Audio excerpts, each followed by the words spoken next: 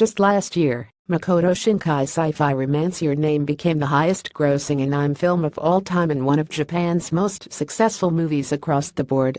It also earned rave reviews from audiences and critics to boot. Now, there's a live-action remake of Your Name in the works, with J.J. Abrams attached as a producer. According to The Hollywood Reporter, Arrival screenwriter Eric Heiser has been hired by Paramount Pictures to write the new Your Name adaptation. In the original anime, the story follows a teenager in Tokyo named Taki Tachibana who finds himself mysteriously and sporadically swapping bodies with Mitsuha Miyamizu, a girl who lives in the rural town of Itamori. Taki and Mitsuha eventually find ways to communicate with each other between swaps, all the while forming a deeper connection. Shinkai himself chimed in on the developing adaptation, remarking with encouragement that we may see new possibilities that we had been completely unaware of.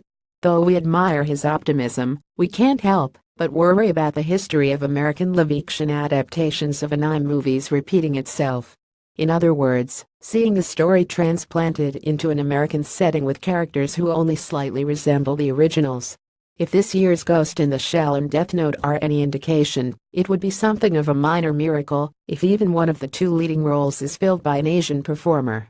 Even more so, if the film retains its Japanese settings. To be clear, many of the themes in Your Name are universal, and it has a particularly strong take on millennial relationships. That said, viewers from around the world have embraced the story as it already exists in the film. This is a story that deserves to retain the identity that made it so strong and special in the first place. How do you feel about a live-action Your Name, and should the film remain set in Japan? Share your thoughts below. Images Toho Company J.J. Abrams, Paramount, Your Name.